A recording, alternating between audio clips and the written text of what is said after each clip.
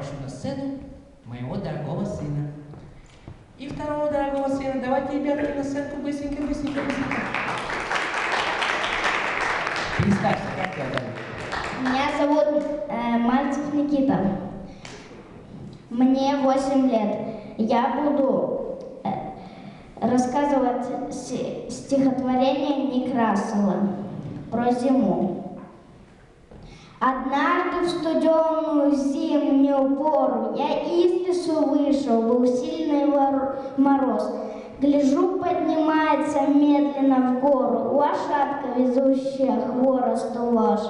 Шествие важно, спокойствие чином, лошадка ведет под узцы мужичок. Здорово, парниша, ступай себе мило, уж больно ты грозен, как я погляжу. Откуда дровишки из леса вестимо? Отец, слышишь, рубит, а я погляжу. В лесу раздавался топор дровосека. А что, у отца-то большая семья? Семья-то большая, до 2 человека.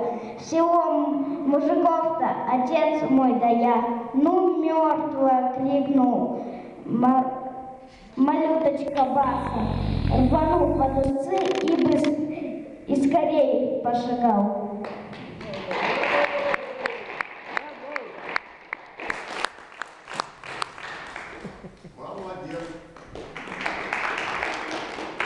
Здравствуйте, меня зовут Кирилл, и я хочу извиниться вначале, что я с телефона читаю, я только что написал, я хочу ответить молодому человеку, юному коммунисту, так скажем, который выступал на сцене. Вы, товарищ, что-то там сказали за андеграунд, но мы вышли из нищеты, как и вы. Мы недовольны этой Россией и на митинг выйдем без суеты. Андеграунд — это что-то внутри.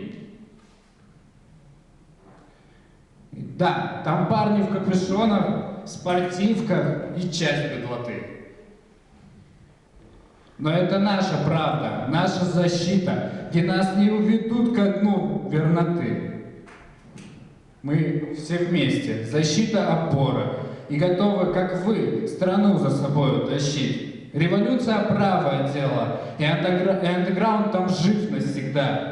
Мы тоже имеем право на жизнь, и наша пьяная сага ударит в самое сердце нашей страны. Спасибо.